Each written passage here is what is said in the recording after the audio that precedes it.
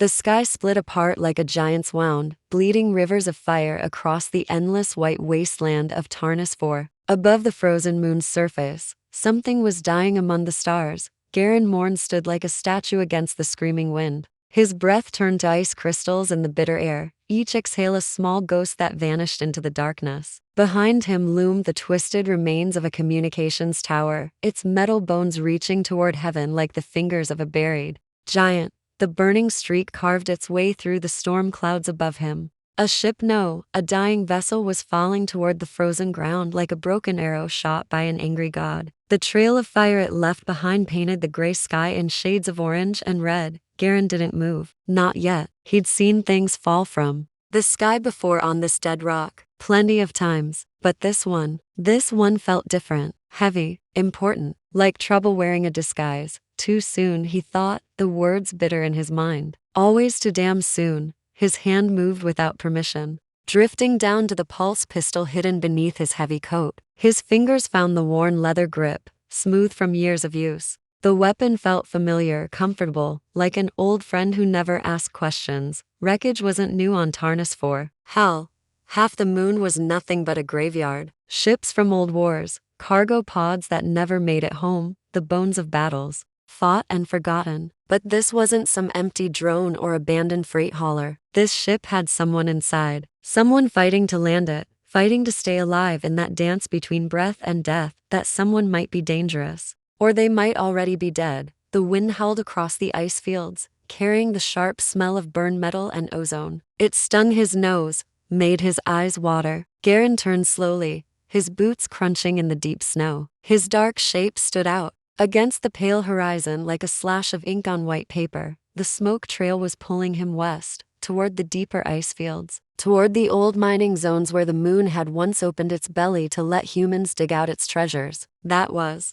before the silence came, before the snow buried everything and everyone. He started walking, moving with quick, sure steps even though his knees ached and his heart felt heavy as stone. Each footfall brought echoes he didn't want, memories of gunfire in jungle fog, a child's scream cutting through battle noise, blood splattered on metal walls. He pushed it all back into the dark corner of his mind where he kept the things that hurt. Tarnus 4 didn't allow ghosts. It had too many of its own. Still, his thoughts grew darker as he got closer to where the ship had crashed. Saving someone again, he told himself. What the hell are you doing, Morn? 1,000 times he'd promised himself, never again. Let the galaxy fix its own problems. He'd done his part. He'd paid the price in blood and nightmares and sleepless nights. He'd earned his quiet corner of nowhere. But the body in the snow, the fire in the sky, it was like a bell ringing in his bones. His muscles answered before his brain caught up. Maybe it was loneliness talking. Maybe it was that old instinct.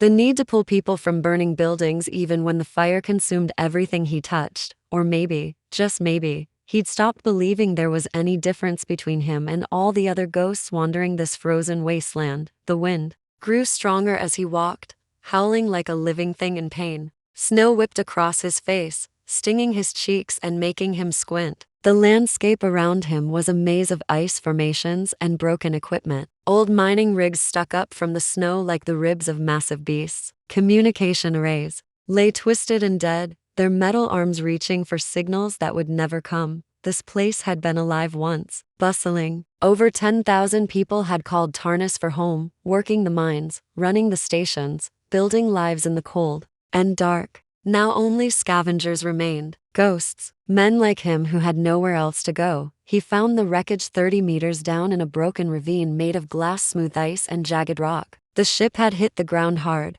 gouging a deep crater into the ancient glacier. It had cracked open against a stone outcrop like an egg dropped on concrete. Black scorch marks trailed behind it in a long, ugly scar. Garen stopped at the edge of the crater, breathing hard. Steam rose from the wreckage, melting the snow around it into dirty puddles. The ship's hull was split wide open, revealing twisted metal and sparking wires inside. At first, he thought the movement was just the wind playing tricks, shadows dancing in the broken hull. Then he saw her, a figure draped over the edge of the ruptured ship, half in and half out of the wreckage. Blood was melting the snow beneath her, tiny red streams running down into the ice. She wasn't moving much, just the shallow rise and fall of breathing. Not human. Her skin had a soft blue glow, like moonlight on water. It was marbled with what looked like veins of silver light running just beneath the surface. Her hair was long and fire red, spilled out around her head like a banner dropped in defeat.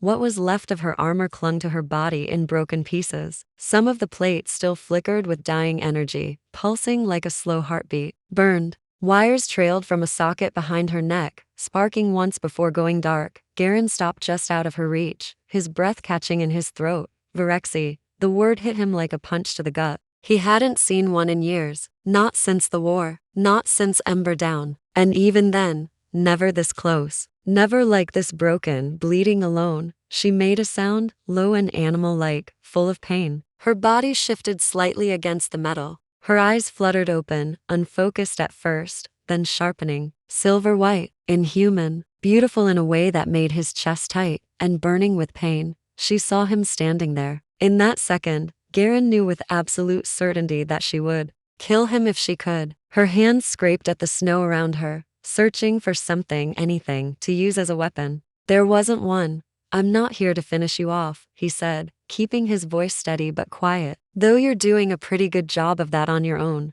No response, just that cold gleam in her silver eyes, defiance and hatred buried beneath. Bone-deep exhaustion. He crouched down slowly, hands raised where she could see them. No sudden moves. He'd dealt with enough dying soldiers to know how quickly they could turn dangerous, even when they were half dead. Look, he said, his voice barely carrying over the wind. I don't care what side you fought on. You crash on my moon.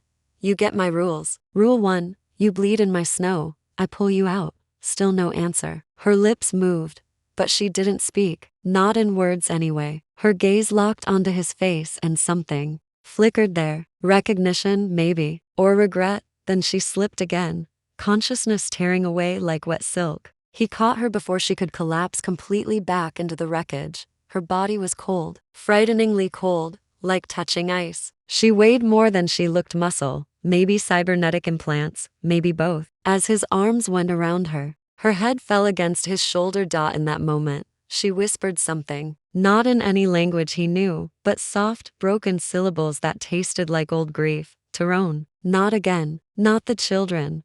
The words hit him square in the chest. Not just because they sounded like pain, but because they were too familiar. He'd heard a voice like hers before, years ago. Not hers, but one just like it, screaming over a broken communication channel, calling out the names of the dead. Garen shook his head hard, pushing the memory away. No time for ghosts. Not now. He lifted her fully into his arms and started the long walk back through the storm. The wind pressed against them, howling through the rusted bones of old mining equipment and the skeletal towers of Outpost 7. Snow whipped around them in spirals, trying to blind him, trying to make him lose his way. He passed the remains of what had once been a logistics bay, now just a buried dome with jagged holes where the sky had torn its way through. Back then, this place had been alive with voices, with purpose. Now it was just another grave marker in a graveyard that stretched from horizon to horizon. 15 minutes of walking, 15 minutes of harsh breathing and shifting weight, and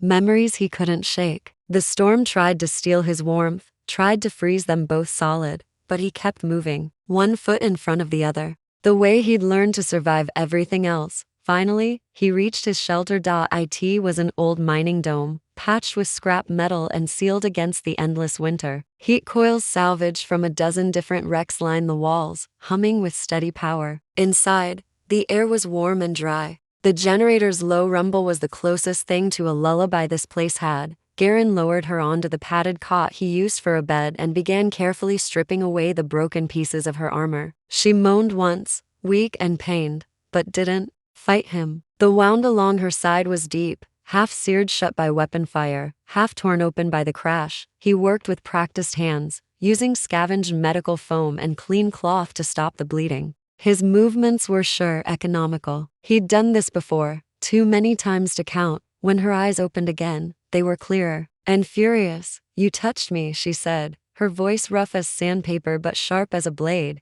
You were dying, he replied, not looking up from his work. And I'm not sorry. She glared at him with those impossible silver eyes. You're human. He didn't flinch, never tried to deny what he was.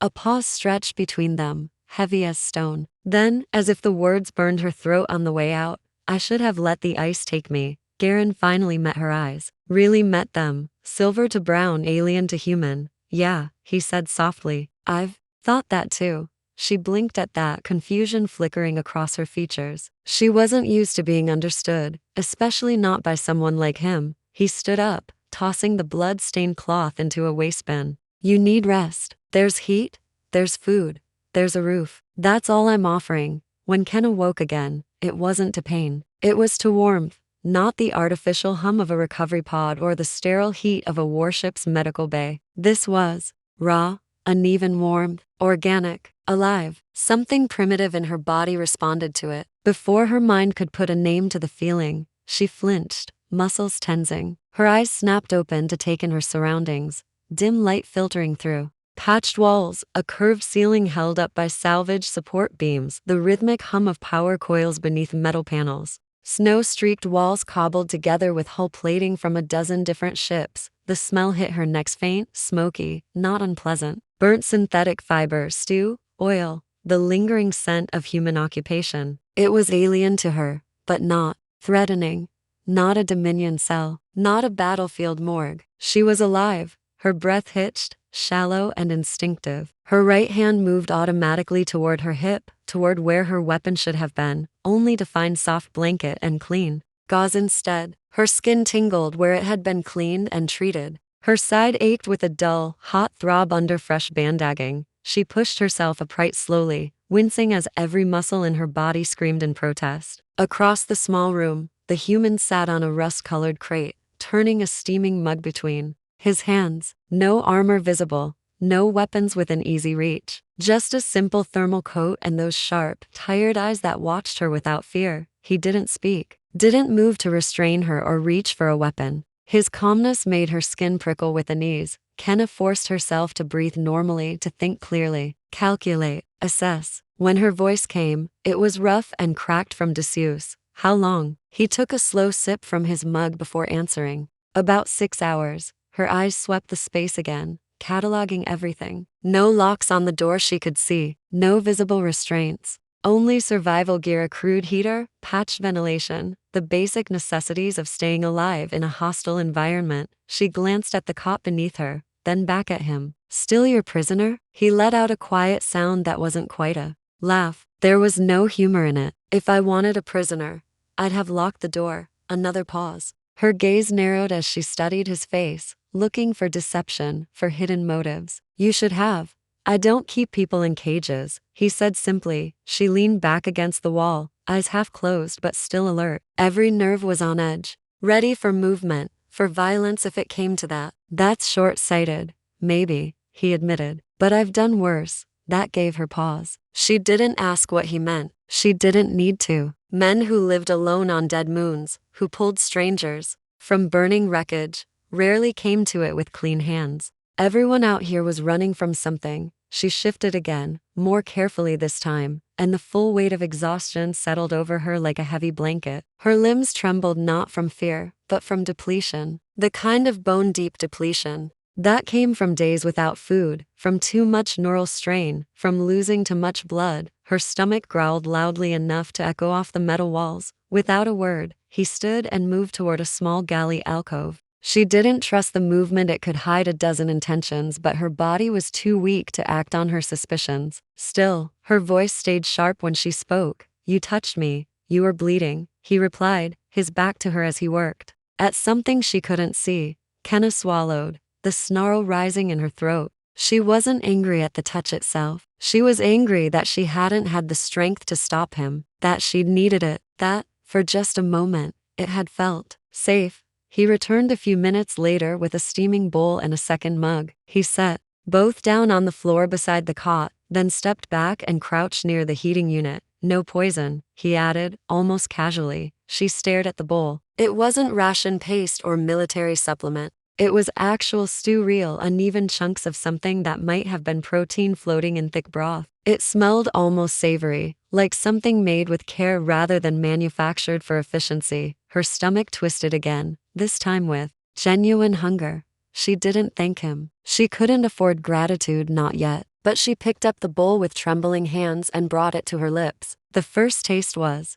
Swallow burned slightly, but it grounded her. Real food, real heat, a real body processing sustenance after too long without it. Then she choked. A hard, involuntary gasp seized her throat and she coughed, spluttering. He was beside her in an instant. Hand. On her back, she froze. Muscle memory screamed, attack. Rip the hand away, roll and strike, but she didn't. His touch wasn't forceful, just present, steady, and when she looked up half choking, there was no mockery in his face, no amusement, no fear, just a quiet concern that dug far deeper than it should have. Her eyes burned. She didn't want them to, but they did. Tears blurred her vision, hot and humbling. She turned away, swallowed again, harder this time. The silence stretched. I've seen people come back from worse, he said finally, voice low. But they always eat too fast. First bite's the hardest. Kinda said nothing. She didn't trust herself to, but she kept eating. Slower now, more careful. The warmth spread through her like medicine. Or maybe memory. She felt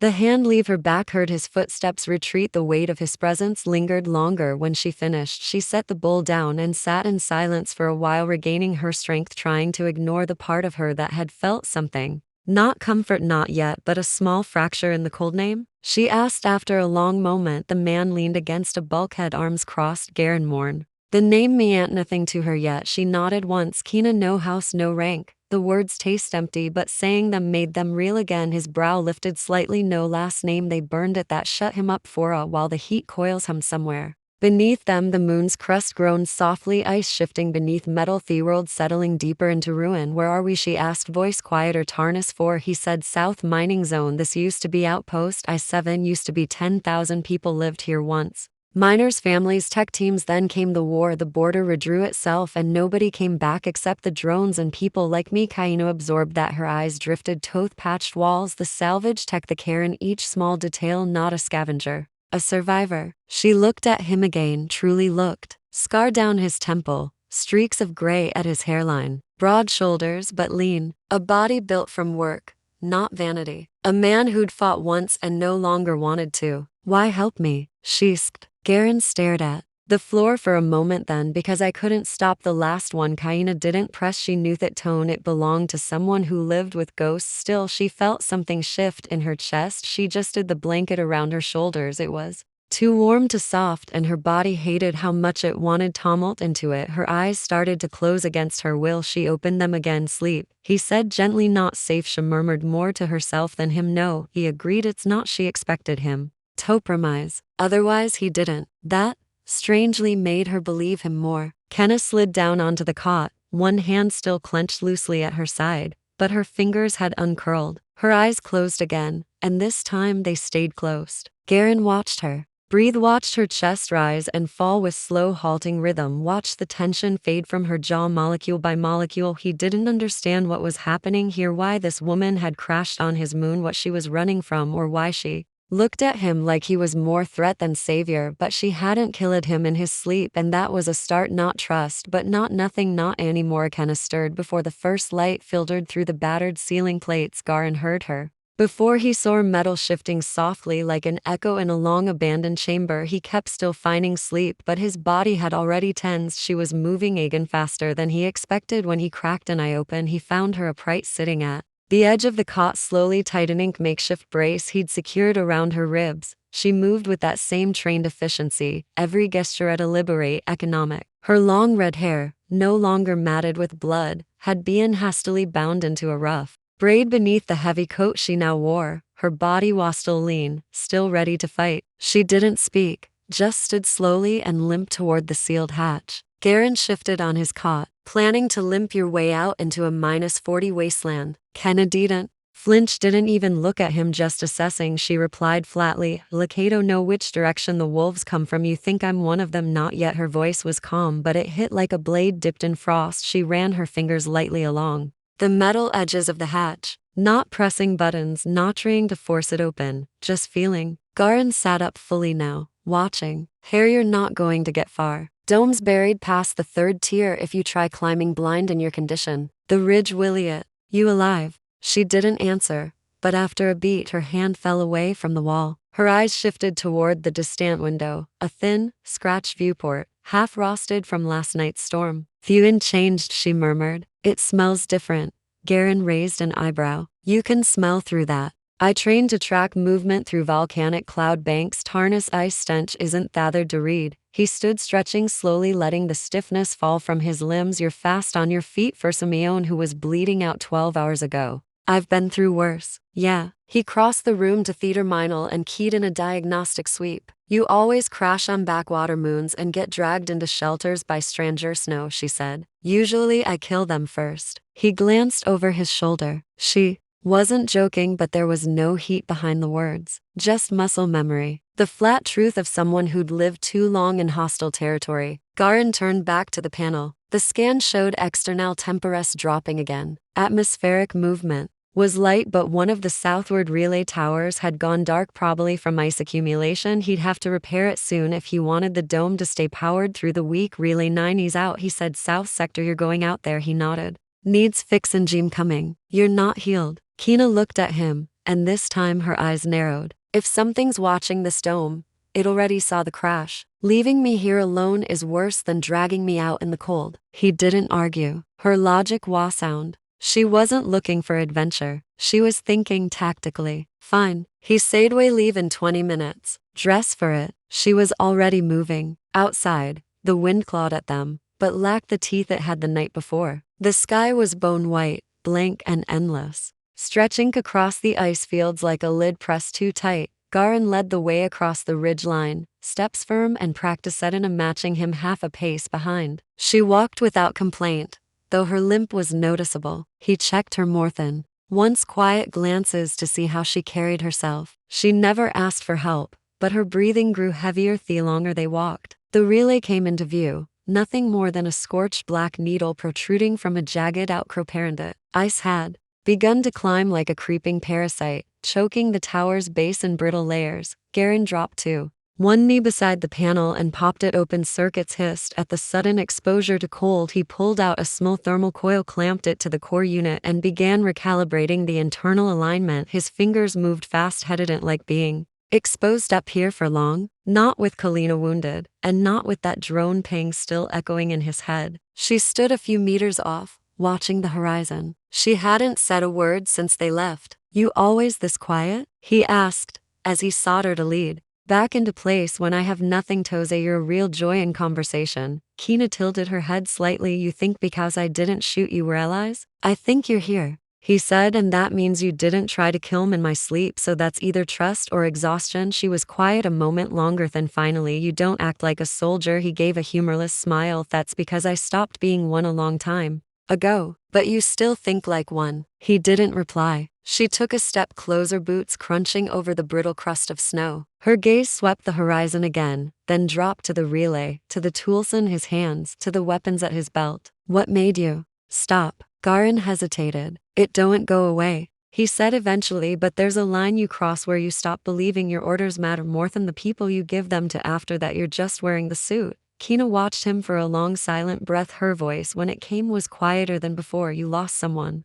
He looked up. "So did I," she added, and then command said it was justified collateral, a necessary sacrifice. She said the last part, like it tasted wrong in her mouth. "You believe them?" he asked. "No," she said, "and that's why they sent the kill order." He stood slowly, the relay hummed drealand and pulsing blue again. Their reflections wavered on the metal casing. "That's why you're here," he said, kyananated. "And why you're here too, I think." He didn't deny it. She stepped back just slightly and suddenly wavered to her knee buckled. Garin caught her elbow out of reflex. Her muscles tightened beneath his grip, solid and tense like a coiled cable, but she didn't pull away. "I'm fine," she muttered. "Didn't say you weren't." Still, he held her for a second, longer than necessary. Her arms stayed in his hand, light but burning. The contact wasn't just physical. It was something else, something that lingered, then passed like a breath in the cold. He let go. She stepped back,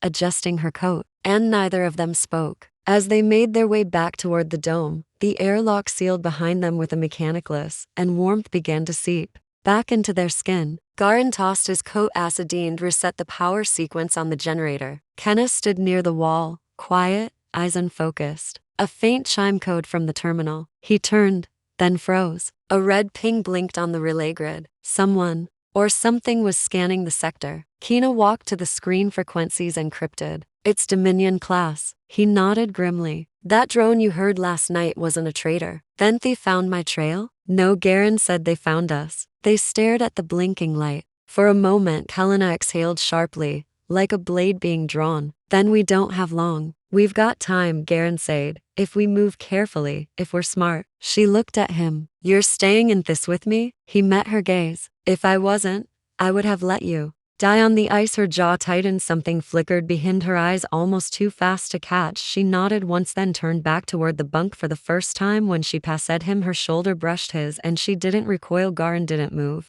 Not because he was afraid, but because, just for a moment, he wasn't alone. The silence inside the dome was no longer uncomfortable. It was the kind of silence that settled only between people who had seen each other at their worst and stayed. Kenina sat on the floor, her back resting against one of the curved steel supports of the dome wall. Her legs were stretched out in front of her, one knee bandaged, the other scarred. The lighting was dim, but it cast soft shadows across her blue skin, the faint silver veining beneath it, catching the glow like starlight under ice. Garen moved quietly around the room, doing what he always did when tension simmered too close to the surface, busying himself with repairs. He wasn't fixing anything urgent, just rewiring a busted relay he'd already bypassed. It was more ritual than necessity. Hands occupied, mind focused, past held at bay. Kina watched him, studying the slight lines at the corners of his eyes, the streaks of gray near his temples. He moved like someone who'd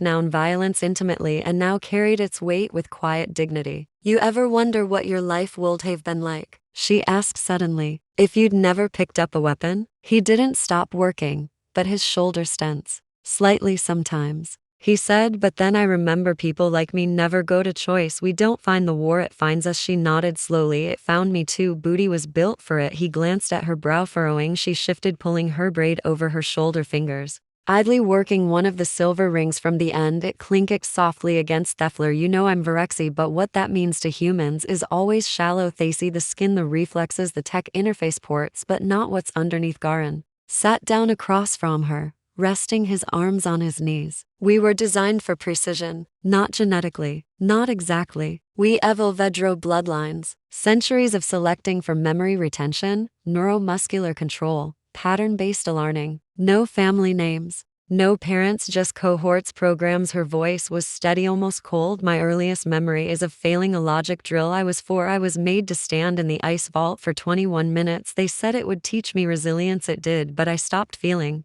anything after that. Garen didn't interrupt, didn't look away. Kina continued. I rose faster than most, not because I was better though I was, but because I was silent. I followed orders, calculated everything. They called me a tactician, but what they meant was tool. And when did you stop following? Garen asked softly. Risf. She replied, you've heard of it. I have. Then you know the lie. He nodded. She took a slow breath. It wasn't a stronghold. It wasn't a military target. It was a refugee hub, mostly human. Some Virexi families too, those who'd fled the Dominion central control zones. We were told insurgents were hiding there. They weren't. Her jaw tightened. I requested confirmation. Delayed. They flagged me for insubordination. Not to my face. Quietly. A kill code was sent to my ship's onboard AI. I caught it just before execution. Manual override saved me, but not my squad. Half of them turned in me mid-extraction. Her voice faltered. For the first time I killed 3 of my own just to breathe. The dome felt cold. Dairy fled. My ship was damaged. I ejected over Tarnus, not because it was strategic, but because it was nowhere. They wouldn't look for me in the bones of a forgotten war. And yet they did. Garen said quietly. She gave a bitter laugh. Dominion doesn't forget its ghosts. They sat in silence for a moment. Then Garen stood and crossed the room. He opened a worn locker, pulled something out, and returned with a data chip. He handed it to her. My record, Earth Coalition Tyro Station. I kept the full after-action footage unofficially. Kalina took it, running her thumb over the surface. What happened? Garen sat again, slower this time. I was a second command recon officer. Our orders were to neutralize a suspected traitor cell smuggling Dominion tech. Tyros was a civilian outpost. Minning repairs storage. He looked past her as if watching the memory play out in front of him, but the intel was wrong. They weren't traitors, just refugees, a few engineers to medics, a dozen kids. I raised the alarm flag, the data mismatch, but by then, the breach had already started. Kennedy didn't speak. They opened fire on the control room. I tried to stop them. Used my override to shut down comms. But that image was done. 14 people died. I was blamed for the delay, for questioning a direct chain order. They gave me two choices: dishonorable discharge or silence, and you chose exile. I chose peace, he said, but I didn't find it here. He looked at her, not until Yukena's throat tightened, and for a moment she felt like she couldn't breathe. She hadn't expected the words, not so plainly, not so sincerely. I don't know how to be anything else, she whispered. Not a soldier, not a fugitive, just someone you don't have to know yet. Garen said, you just have to live long enough to figure it out. They sat close, now not touching, but the space between them had narrowed to a breath. Then a sharp ping from the wall console shattered the stillness. Both of them snapped to attention. Kalina moved first, crossing the dome into quick strides and pulling up the scan. Her eyes narrowed. Heat bloom 1 click west. Not natural. Garen joined her, eating the data. Could be a scout drone, maybe more. They've circled back, looking for confirmation. Kina turned toward the window. A faint glow shimmered against snow in the far distance, small but moving. They'll be here by nightfall, she said. That's when extraction squads land. Garen already had his gear in hand. Then we move now. Use the ridge to mask our trail. If we time it right, we can draw them into the trench line. Kina nodded. You sure you want to fight? No, he said, but I'm sure I don't want to run. A moment passed, and something shifted. Not in the wind, not in the snow, but in the space between them. They weren't hiding anymore. Kalina looked at him, her voice soft. Then we do this together. Together, he said. Share each for his hand, not out of habit or instinct, but with purpose. And this time, when their fingers laced, it wasn't just for warmth, it was for war. It was for something worth saving, and somewhere beyond the clouds, high above the frozen world that had nearly buried them both, something unseen stirred. A signal traveling outward, faint but resolute-like. A flare fired into darkness. They were no longer running. They were rising. Kina didn't sleep that night. The generator hummed softly in the background, casting pulsing shadows against the dome's steel. Ribs from Herkit, she could just barely see Garen's outline in the dark, his back to her, motionless, but she knew he wasn't asleep with her, not truly. What they'd shared in words, memories, wounds, names no longer spoken, had peeled something open, something neither of them knew how to close again. She shifted slightly, careful not to pull at her side. The brace was doing its job, but the pain lingered, dullo, a reminder of what had nearly killed her, or who her thoughts drifted to thieving from earlier. The Dominion signal that had brushed their sky, just a whisper of contact, but enough she knew what it meant. The hunt was close. She stood before dawn, pulling on her coat in the dim light and stepping outside without waking Garen. The cold struck immediately,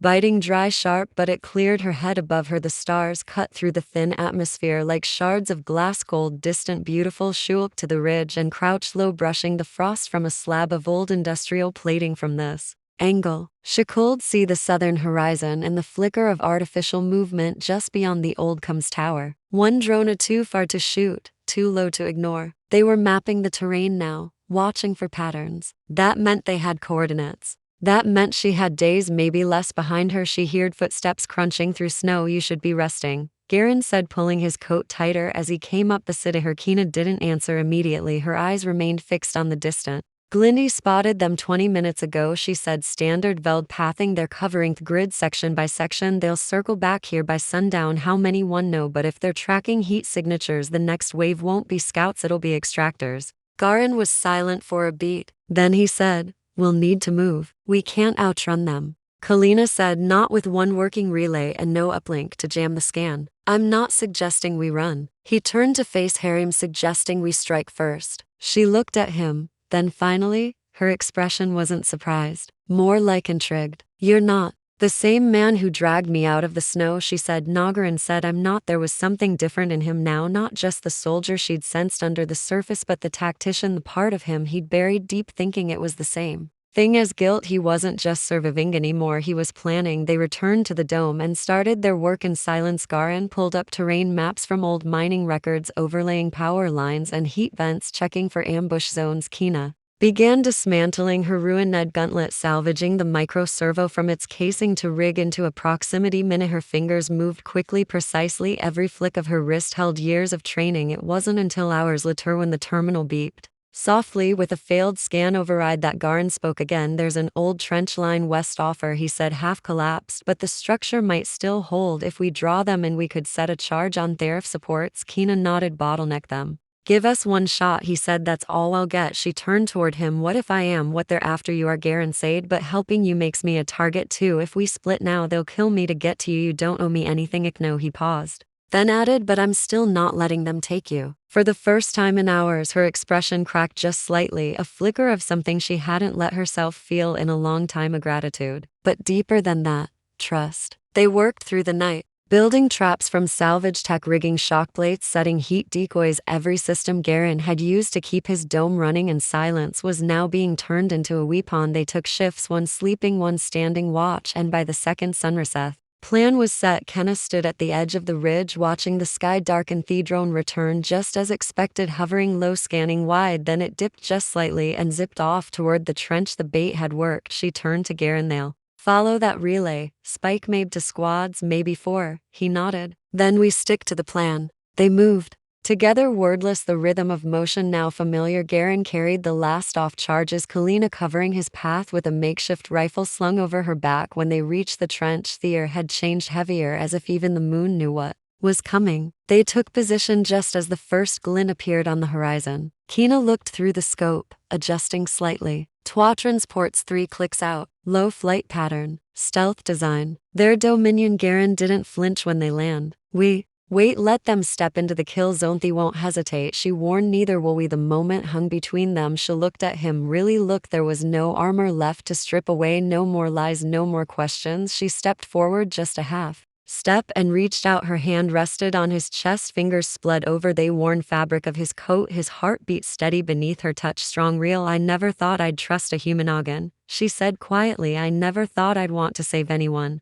again, he replied. She leaned in. Not a kiss, just contact, her forehead against his. A breath shared in the space between words. Don't die today, Garen, you either canna. Then she pulled back, eyes hard, spine straight, and the sky lit up with the scream of descending engines. War had come for them, but this time they were ready. The trench still smoked beneath them, glowing faintly beneath the frozen sky, like the memory of a fire that refused to die. Kenna limped through frost-crusted paths, her steps measured, eyes flicking across the horizon, not out of paranoia but musclememory habits born of survival. Her rifle hung across her back, her coat wasp-patched, and her side burned with every breath, but she kept moving beside her. Garen walked in silence. The cold wind bit through the seams of his jacket, dragging snow and sweeping arcs across the trail they'd carved down the western slope. His jaw was tight, his eyes tracking the ridge line. They didn't speak, not because there was nothing to say, but because anything spoken might crack the fragile stillness that no hung between them. Behind them lay 9 bodies, a collapsed drone and a Masagathi. We're not prey, not anymore. We've got 2 hours before the next orbit ping, Kina said. Her breath came out in a plume. We need to be underground before then. Subridgeage tunnels, less than a click, Garen answered. If it's still stable, we can hold there through nightfall. She nodded, but her balance faltered just slightly. He reached out instinctively, an open hand, no pressure, no command. She didn't take it, but she didn't push it away either. They moved slower after that, but steadier in the silence. Kana's thoughts churned, not strategy, not escape routes or defense plans, but something more dangerous, memory. The way Garen had moved in the fight, deliberate, grounded, how he'd covered her without hesitation, how he'd stayed after the shooting stopped, not toxic bodies but to check her. She'd trusted him before she'd realized she had. The wind died down as they descended into the valley. The air grew still, the sky overhead darkening with heavy and broken clouds. Kalina slowed, scanning the outcrop ahead. She found it, a rust-worn access panel half buried in ice and snow. This is it, she said. Pre-collapse infrastructure, mining era, unmapped now. Garen cleared the snow from the keypad. It took him 3 tries to reroute the battery into the lock's memory coil. When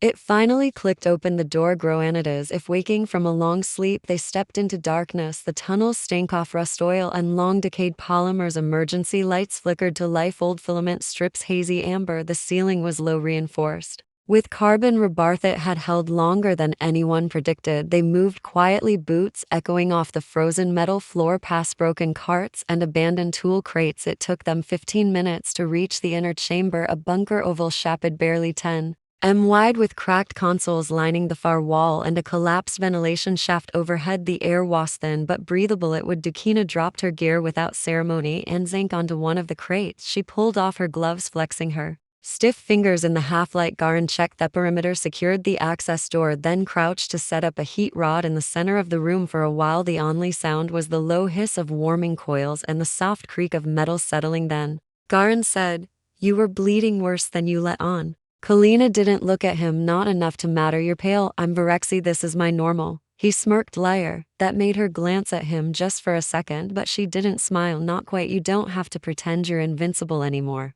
he said, lowering himself onto the floor across from her. You earned the right to bleed. She didn't respond right away. When she did, her voice was lower. I don't know how to stop. He waited. Kina looked down at her hands, blue-tinted palms scarred by years of training, every line of story she'd never told. You've made peace with what you lost. I never did. I kept running so I wouldn't have to face the stillness, because I thought if I stopped I'd fall apart. You didn't fall apart. Not yet. Her voice caught just slightly, like something brittle held too long in the cold. He leaned forward, resting his arms on his knees. What if falling apart isn't failure? What if it's just being human? I'm not human, she whispered. No, he said, but you are something better. She looked at him, really looked in. For once she didn't brace herself against what she felt. She just breathed. You never asked me to be Anathingels, she said. I didn't have to. There was silence again, but not the kind that pressed. It unfolded between them like warmth and winder. Cautious and slow, Kiana closed her eyes for a moment, listening to the hum of the power cell. Then she said, do you ever think about what comes next? After the war, after the missions, after all this? Garin nodded. Every day. What do you see? He tilted his head slightly. A quiet place, a roof that doesn't leak, somewhere no one looks at you like a thread or a tool, just a person. She opened her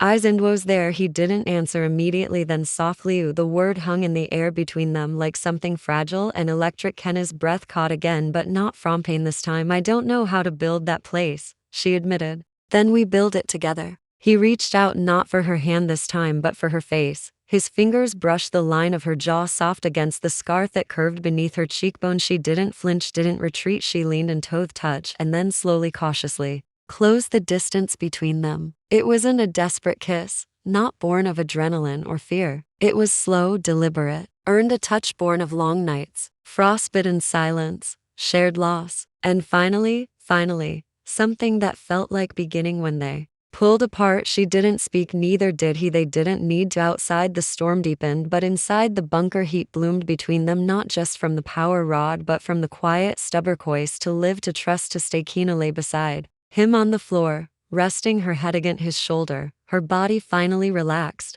the tension melting from her limbs like ice. Given permission to, Thosh whispered into the dark just before sleep claimed her. Don't leave. I won't, Hezade. And he meant it, not just for the night, but for every day after, because love for them didn't come easy. It didn't come loud. It came in the stillness and the war. They chose to stop fighting just long enough to breathe. It began with static, not a roar, not an explosion. Just the quiet rising crackle of interference brushing across their come line, a faint tremor in the silence. Garin set you instantly, one hand on his weapon, the other reaching for the receiver. Kenna was already awake, crouched near Thekensol, eyes locked on the pulsing amber light. Signals back, she said. The beacon worked. Garin slid beside her. The scrambled transmission was low-grade, full of distortions, but it was real and not Dominion. The code was old, smugglerless, unregistered, no active bounties. It was exactly the kind of ship they needed. Thyre coming down near the eastern shelf, Kana confirmed, her fingers flying over the interface. 7 hours if they make orbit clean. Can we trust them? She glanced at him. Number, but they're not here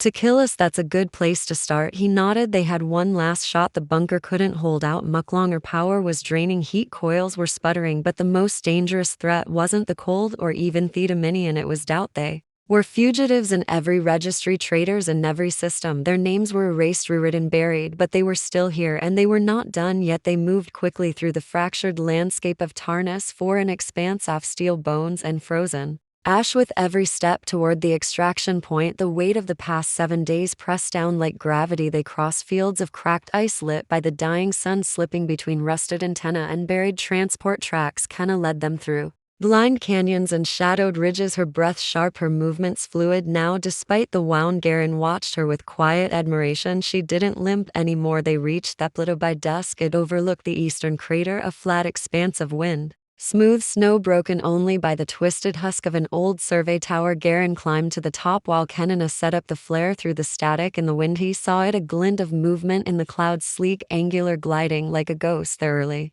he called down. 2 minutes out. Kina activated the thermal beacon as the ship descended. Its light scanned the plateau, cutting through the haze with precision. No logos, no identifiers, but it didn't fire, didn't hover like a predator. It landed soft, low, almost careful. The ramp lowered. With a hiss, two figures emerged. Humans, lean and wary, wrapped in thick coats with matte face shields. Smugglers, as expected, guns visible but not raised. Kenna stepped forward, Garen at her side. Their posture is confident, but measured. They had nothing left to bluff with, only truth. "You Kina?" the taller smuggler asked, voice a metallic through the mask. "Depends," she said. "You here for a bounty?" The smuggler chuckled. "If we were, we'd be aiming." She said nothing, watching him. "We picked up your burst from the relay ring, paid off a few scans to keep it off the record. You got something worth trading?" "We have ourselves," Garen said, and our silence at that made the smuggler pause. Then he nodded. "We're heading to the drift sprawl. No questions, no affiliations. You get one berth. That's it." "Two," Kina corrected, stepping closer. The smuggler looked between them, then gave a slow shrug. "Fine, but you owe us a favor someday." Kina held out her hand. "Well, pay it in blood if we have to." The smuggler clasped her arm in return. "Board quick. This moon stinks of military." They moved fast, climbing the ramp as the wind screamed across the ridge. The ship sealed behind them with a metallic hiss, and for the first time in days, the sound of an engine, not a storm or a drone, rumbled through Kenna's chest. She exhaled. They were airborne. Garen stood beside her, watching the icy terrain shrink beneath the viewport, the crater fading into white. The dome was gone, the bunker abandoned, but none of it mattered. "Now what do we do now?" he asked. Quitlikina didn't answer right away. Instead, she reached into her coat and pulled out a small, flat data chip, the one Garen had given her in the dome days ago. His file, his truth. She slid it into the ship's console and typed a command in silence. "What are you doing?" he asked. "Erasing us," she said. "From every list that matters, Dominion, Coalition, all of it." The screen blinked once, then flickered. "Kalina. We're not ghosts anymore," she said. "We're not soldiers, fugitives, targets. Weku's who we are now." Garen stared at her, then nodded, not because he needed to agree, but because he already had, and asked. Ship left Tarnus for behind, vanishing into the void like a dream. They stood together at the viewport, side by side. They didn't need to speak. They had lived through war, betrayal, silence, cold, and fire. And now, finally, they were free, not redeemed, not rewritten, just real. When the sun finally touched the dead moon's edge, it spilled gold over the snow, like warmth reclaiming a place long forgotten. The wind settled, the clouds parted. No one was left to witness it, but it didn't matter, because for the first time in a long time, Kina wasn't running, Garen wasn't hiding, and the galaxy, wide and wild, stretched ahead of them. No longer something to fear, but something to shape. Together, they didn't need a planet. They didn't need an army. They only needed this, a future made not from orders but from choice. A path built not by war, but by trust. A place somewhere out there where no one had to flinch when they reached for warmth. And when spring finally came to Tarnus the Fourth, it didn't matter that they weren't there to see it, because they had already started blooming somewhere else. The first morning without the cold was almost disorienting. Not because the sun had changed. It still rose, soft and pale, casting long shadows across the metal floor of the ship's lower deck, but because for the first time in so long there was no weight pressing down on her chest when she opened her eyes. No alarms, no signal warnings, no silent countdowns to the next escape. Kalina lay still for a moment, listening. The ship hummed gently beneath her like a heartbeat. Somewhere overhead, engines purred in low cruise, steady and safe. She inhaled, and the air was warm, real. She turned her head. Garen was already awake beside her, one arm behind his head, eyes half closed in thought. He wasn't watching her, but kind of not watching that meant he was fully aware she was there, as if her presence was a constant he'd already accepted. She shifted slightly, drawing the edge of the blanket up around her shoulders. "You sleep?" she asked, voice soft and husky from Deuce. He smiled without looking at her. Didn't have to, just rested. Kina let the quiet sit between them for a while. Then she said, "We're not running anymore." "No," he agreed, "we're not." Outside the viewport, Thesters drifted by in a slow arc, endless, cold, beautiful. But they didn't look threatening anymore. They looked like possibility. "Do you remember," she murmured, "the first time we spoke without drawing? Weapons? He chuckled vaguely. You were bleeding, freezing, and ready to kill me with a broken cheryl leg, and you were arrogant enough to stand there and make stew. His law deepened. It was good stew. It was terrible, she said, but I hadn't tasted anything warm in weeks, so it was unforgettable. She sat up, the blanket falling to her waist. The loose shirt she wore was Garen's, a size too big, soft from wear. Her hair was loose now, the combat rings gone. She hadn't touched her weapons since they boarded the ship. She didn't need them anymore. Garen watched her, quiet admiration in his gaze. Then he reached out and touched her wrist gently. Contact was small, but it held everything. I keep waking up, he said, expecting it to be a dream that you'll be gone, or I will. You're not, she said, leaning into his touch. I know, he replied, but I need to hear it from you. She hesitated, not because she didn't know what to say, but because she'd never said it before, not in any way that mattered. She turned fully toward him, her knees brushing his, her hand finding its way to his chest, fingers spread over his heart. It wasn't the weapons, she said, or the traps or the running. What wasn't that saved me? She looked at him, eyes unblinking. It was you. He didn't speak, didn't smile. He just reached up slowly and brushed a strand of her red hair behind her ear. Then she said the word she never thought she'd say to a human, to anyone. I love you. Not like a warrior giving a report, not like a survivor counting the cost, like someone who had finally found shelter and wanted to stay. Garen inhaled slowly, as if the moment was something he could taste, then whispered, I love you too, and kissed her. It wasn't the first time their lips had met, but it was the first time without desperation, without danger looming behind the door. It was quite certain, and so deeply earned. When they finally broke apart, she rested her forehead against his and closed her eyes. So what now? She asked. He pulled her into his arms, wrapping the blanket around them both. Now we live for how long? He kissed her temple. As long as we want. She smiled. For real this time, Ian, somewhere between stars past battles and the cold they'd both survived. They finally began, not as fugitives, not as sweepins, but as two souls who chose each other and chose to stay.